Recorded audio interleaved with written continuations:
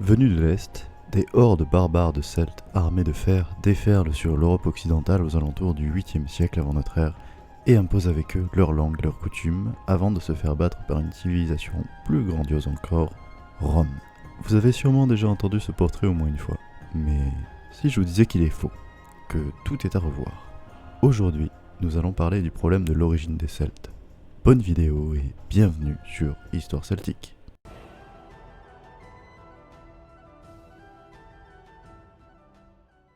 Avant toute chose, commençons par définir quelques termes. Les Celtes vivent à la protohistoire. La définition que l'on pourrait en donner est la suivante. Période historique caractérisée par la maîtrise de l'agriculture et des métaux et l'ignorance de l'écriture.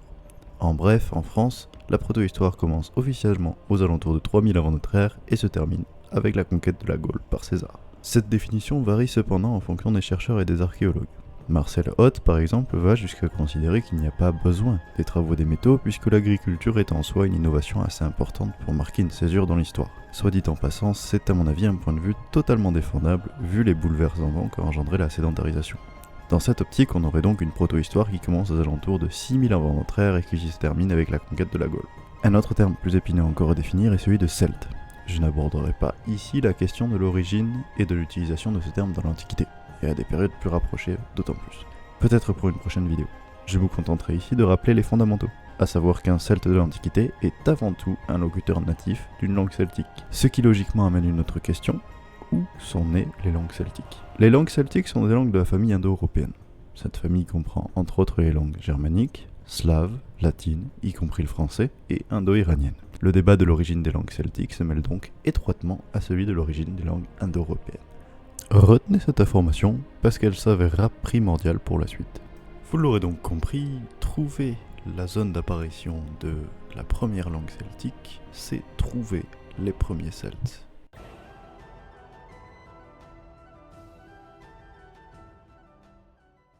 La théorie la plus connue et que vous avez tous entendue au moins une fois est celle de l'origine orientale des Celtes. Ces Celtes seraient en fait les porteurs de la culture matérielle dite de Hallstatt, du nom du site éponyme situé dans les Alpes autrichiennes, dans le territoire antique du Norique. Ils auraient essaimé en Europe pour donner la situation que nous connaissons tous d'une Europe de l'Ouest celtisée. Cette théorie fut largement majoritaire dans l'archéologie du 19e et du 20e siècle, y compris chez des pontes comme Darbois de Jumerville ou d'Échellette. Le modèle est simple. Une langue devait forcément correspondre précisément à un peuple et à une culture matérielle identifiable. Hallstatt était donc perçu comme le meilleur prétendant étant donné son opulence matérielle. Ajoutez à ça une lecture approximative d'Hérodote et de ses approximations sur la localisation supposée des Celtes à l'extrémité du Danube et le cocktail est parfait. Les Celtes étaient originaires de Hallstatt. Les premiers locuteurs de langue celtique seraient originaires de la zone de Hallstatt et de tout cet arc au nord des Alpes. La suprématie technologique supposée apportée par le fer leur aurait permis de s'imposer et de propager les langues celtiques dans toute l'Europe de l'Ouest aux alentours du 6e siècle, date à laquelle la Gaule comme l'Ibérie et le sud de l'Angleterre auraient achevé leur celtisation.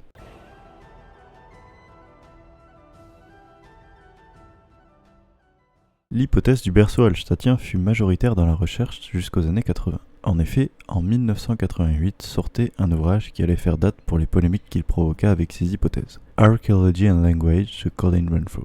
Colin Renfrew est le premier à envisager noir sur blanc que les langues celtiques ne soient pas nées à Hallstatt, mais bien avant, et surtout sur la côte atlantique. Le noyau de la thèse de Renfrew est simple, les langues indo-européennes sont un changement important. Or, tout changement important se manifeste archéologiquement. Alors il est logique que les premiers locuteurs des langues indo-européennes soient arrivés bien plus tôt que communément admis et que le bouleversement archéologique en question soit la néolithisation. Dans cette optique, les langues celtiques ne peuvent pas connaître leur genèse dans le berceau hallstattien, puisqu'il n'y a plus de raison de penser que cette zone soit spéciale à cette période reculée du néolithique. Cette théorie est reprise par un archéologue britannique, et pas des moindres, Barry Cunliffe. Cunliffe adopte alors la position du celtique comme une lingua franca de la façade atlantique, à partir de son livre Facing the Ocean, bien qu'il n'entre pleinement dans la théorie des Celtes de l'Ouest que plus tard, dans ses ouvrages avec John Cour et sa nouvelle édition de son livre The Ancient Celts, paru en 2018. Dans leur papier Writing and Language in Celtiberia, paru en 2019, Beltran et Jordan se positionnent aussi en faveur d'un Celtic from the West à leur façon, en constatant que les plus anciennes inscriptions en langue celtique datent du 6e siècle avant notre ère et se trouvent en Espagne et en Italie du Nord, bien loin du bassin alsatien donc. Les deux hypothèses principales de ce courant sont cependant formulées par John Tichor et Cunliffe, et peuvent se résumer ainsi. La langue celtique était déjà répandue 3000 ans avant Jésus-Christ dans une zone atlantique comprenant les îles britanniques, le nord-ouest de la France, l'ouest de l'Espagne et le Portugal. Elle s'est ensuite répandue vers l'est dans l'Europe moyenne pendant la période campaniforme, 2000 ans avant Jésus-Christ. Ou alors, out of Iberia. Vers 5000 avant Jésus-Christ, un dialecte italo-celtique du proto-indo-européen néolithique a atteint le sud-ouest de l'Ibérie, où le celtique s'est séparé de l'italique et s'est répandu jusqu'en Écosse vers 3000 avant Jésus-Christ.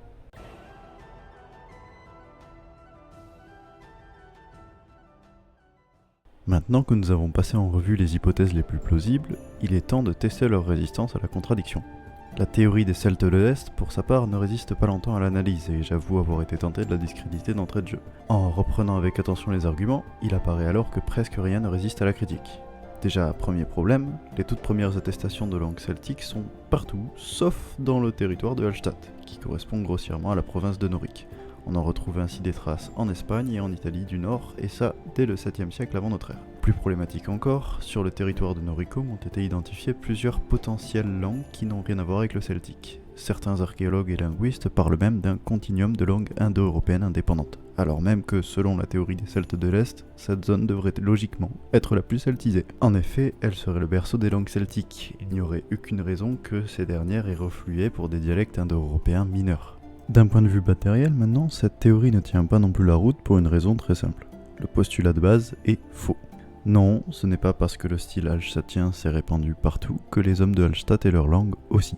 Pour reprendre une comparaison connue mais réelle, on ne peut pas considérer toute l'Europe de l'Ouest comme américaine et locutrice de l'anglais juste parce que le gin et le McDonald's sont ancrés dans les pratiques de consommation. La production matérielle peut aider à identifier des déplacements d'idées et de techniques, mais elle n'atteste pas en soi de déplacement de population ou même d'assimilation à une langue ou une culture. Il ne vient de réalité de personne de dire que les autochtones d'Amérique sont devenus des anglophones du jour au lendemain à partir du moment où ils ont utilisé les fusils et les chevaux des colons. Alors pourquoi fonctionner avec cette logique pour les Celtes ? Toujours d'un point de vue matériel, l'un des autres présupposés de cette hypothèse est le suivant. Le fer, matériau plus résistant que le bronze, aurait permis aux Celtes de prendre l'avantage sur les peuples de l'ouest de l'Europe et leur aurait permis de gagner plus facilement des guerres. Sauf que dans les faits, non. Déjà, il y avait certes du fer utilisé dès le début du 8e siècle, mais il faut attendre les années 730 avant notre ère pour qu'il se démocratise vraiment. D'un point de vue technique, maintenant, le fer de cette époque n'est pas plus résistant que le bronze, et c'est même l'inverse. Puisque la métallurgie du fer en est encore à ses débuts, les forgerons n'arrivent à récupérer à cette période qu'un fer impur, gorgé d'incursions non métalliques et faible en carbone. La résistance du matériel est donc bien moindre que celle du matériel en bronze, et c'est finalement l'accessibilité du fer plus que sa résistance qui va faire son succès. La seule utilisation où le fer excelle est celle des outils, puisqu'il peut se déformer au lieu de se briser quand il racle la terre. On voit mal une armée de paysans envahir des villages avec des sorgues d'arrière et des bêches comme seul armement. D'un point de vue historique maintenant, strictement aucun mouvement de migration celtique de l'est vers l'ouest n'est attesté par les sources antiques. C'est simple, tous les auteurs nous parlent de peuples qui partent de la Gaule pour rejoindre les régions les plus à l'est. C'est le cas par exemple des Volques-Tectosages, une confédération de peuples qui s'est située dans l'actuel Toulousain et qui, selon les auteurs antiques, s'est installée en Bohême. Un autre peuple installé en Bohême est celui des Boïens, originaires eux aussi de Gaule. Plus important encore, les auteurs antiques s'accordent à dire que l'invasion de l'Italie par les Celtes qui a lieu vers les années 400 avant notre ère et qui débouche sur une colonisation et des fondations de villes, Milan par exemple, part du sud-est de la Gaule. Tous ces éléments réunis nous prouvent donc bel et bien que la théorie des Celtes de l'Est est complètement caduque. Mais du coup, qu'en est-il de celle de l'Ouest ?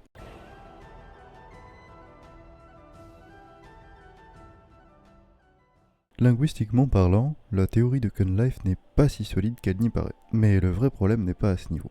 L'immense point faible dans la défense de Cunliffe, c'est son adhésion à la thèse anatolienne de Renfrew. Je vous ai dit tout à l'heure que les langues celtiques font partie des langues indo-européennes. Or, les archéologues ont aussi cherché le foyer des premiers locuteurs de ces langues. Parmi toutes les hypothèses, deux vont nous intéresser, à savoir l'hypothèse anatolienne de Renfrew et celle des Kourganes. Comme expliqué plus tôt, l'hypothèse anatolienne situe l'arrivée des locuteurs de l'Indo-européen avec la néolithisation. Celle des Kourganes, en revanche, considère que c'est à l'âge du bronze, aux alentours de 3000 ans avant notre ère, que des pasteurs originaires de l'Ukraine actuelle ont apporté leur langue. Il y a donc un décalage de plusieurs milliers d'années entre les deux hypothèses. Jusqu'à 2015, les deux théories luttaient à peu près à armes égales, même si la théorie Kurgan avait l'appui de la majorité des chercheurs. Mais en 2015 est parue une étude génétique qui a totalement changé l'horizon théorique sur ce sujet en confirmant la théorie des Kurgan. L'étude a en effet montré que les Européens actuels descendent en majorité de 3 populations, à savoir les chasseurs-cueilleurs de la préhistoire, les fermiers anatoliens du néolithique et, la surprise de l'époque, une composante stépique non négligeable qui provient vraisemblablement des premiers locuteurs d'au moins certaines langues indo-européennes. Ces pasteurs auraient influencé la génétique européenne à partir du 4e millénaire avant notre ère. Les modalités en sont encore débattues, mais le fait est là. Il y eut bien un mouvement de population qui correspond à la théorie des Kurgan. Dans cette optique, la ligne de Renfrew est donc totalement impossible à défendre, et pour cause, il a lui-même quitté le navire de la théorie anatolienne pour en défendre une autre dont on ne parlera pas ici. Et pour enfoncer le clou, même les modèles alternatifs qui essayent d'allier les deux théories, après tout pourquoi pas, il y a bien pu y avoir 2 vagues d'indo-européanisation à plusieurs milliers d'années d'écart, ne collent pas. En effet, l'étude la plus récente présentant une hypothèse de cet acabit est formelle. Les langues celtiques n'ont pu apparaître qu'à partir de 3000 ans avant notre ère. Aucun changement en ce qui concerne notre sujet donc. Il est donc tout bonnement impossible que les langues celtiques aient servi de lingua franca pendant la période néolithique, puisqu'elles n'étaient même pas encore séparées des langues proto-indo-européennes. Échec et mat pour la théorie des Celtes de l'Ouest donc, en tout cas sous sa forme actuelle. L'honnêteté intellectuelle me pousse cependant à reconnaître que la nouvelle orientation que semblent prendre les nouvelles versions de cette théorie des Celtes de l'Ouest est plus cohérente puisqu'elle fait maintenant apparaître les Celtes avec le phénomène campaniforme. Mais pour des raisons de clarté et de concision, j'ai volontairement renié ces innovations relativement récentes pour me concentrer sur le cœur historique de la théorie.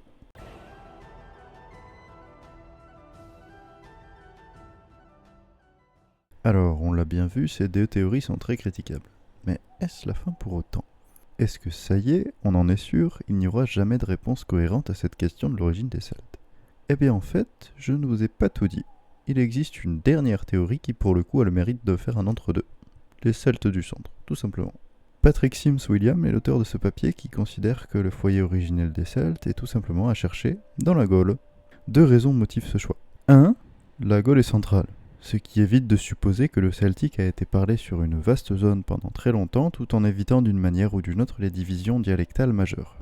2. Elle maintient le celtique assez proche de l'Italie, ce qui convient à l'idée que l'italique et le celtique étaient d'une certaine manière liés au 2e millénaire. Le résumé en est alors le suivant. Le celtique est probablement apparu comme un dialecte indo-européen distinct vers le 2e millénaire avant notre ère. Probablement quelque part en Gaule, d'où il s'est répandu dans diverses directions. Au cours du 1er millénaire avant notre ère, le celtique s'est répandu dans l'est de l'Ibérie, dans le nord de l'Italie, en Grande-Bretagne, et peut-être déjà en Irlande, et également vers l'est. Il existe d'autres indices qui pourraient laisser penser à la validité de cette théorie. Comme nous l'avons dit tout à l'heure, la plupart des défenseurs de Hallstatt comme foyer des langues celtiques laissent au moins sous-entendre qu'il y eut à un moment une migration. À cela, la thèse des Celtes du centre a 2 contre-arguments à présenter. Le premier, déjà approfondi, est celui de l'absence de mention dans les sources antiques de mouvements d'est en ouest. Tout se passe d'ouest en ouest. Le second, plus récent, en ce qu'il s'appuie sur les recherches en archéogénétique actuelles, est de souligner l'absence de discontinuité entre l'identité génétique des habitants de la France de l'âge du bronze et de l'âge du fer. Plusieurs études sorties ces dernières années tentent en effet à constater la même chose. Aucun bouleversement génétique majeur n'était intervenu en France depuis l'âge du bronze. Le constat, si l'on s'en tient à ces études, est assez simple. Il n'y a eu aucune intervention hallstattienne, du moins pas génétiquement, et donc aucune migration.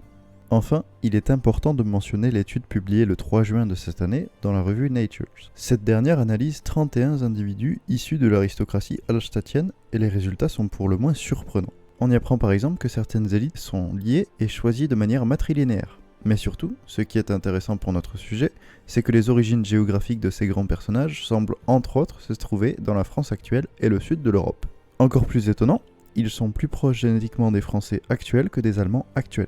Alors, ne nous enflammons pas trop vite parce que ce constat pourrait s'expliquer par beaucoup d'hypothèses, pas forcément contradictoires et exclusives. Par exemple, les élites pourraient être des élites guerrières qui auraient migré d'ouest en est et qui auraient dominé la population locale. Il est au contraire aussi possible que le faciès génétique de la population locale soit tout simplement similaire à celui de la France de l'époque, et dans ce cas il n'y aurait pas eu de migration. C'est d'ailleurs le parti qui semble pris par les réalisateurs de l'étude qui signalent que l'Europe de l'Ouest de l'époque était un continuum génétique très similaire. Bref, vous l'aurez compris, cette étude nous aide en partie à y voir clair, mais elle soulève plus de questions qu'elle n'en résout. Il faut donc la prendre pour ce qu'elle est, une piste parmi tant d'autres. J'ai parlé précédemment du phénomène campaniforme et je pense qu'il est important de préciser de quoi il s'agit pour clore cette partie.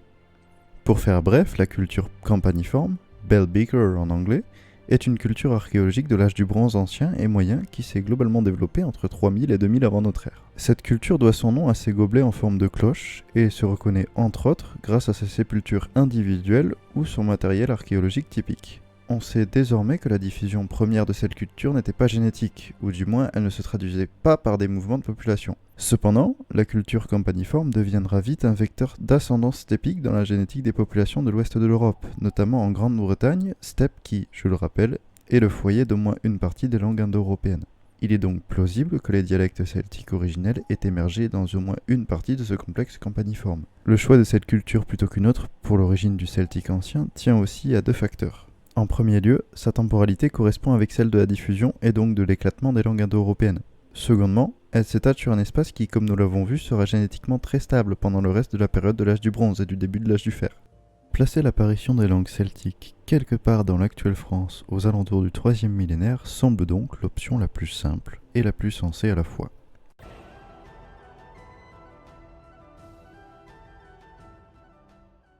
Pour conclure, cette dernière théorie n'est peut-être pas parfaite, et elle manque de maturité et d'arguments chocs pour le moment.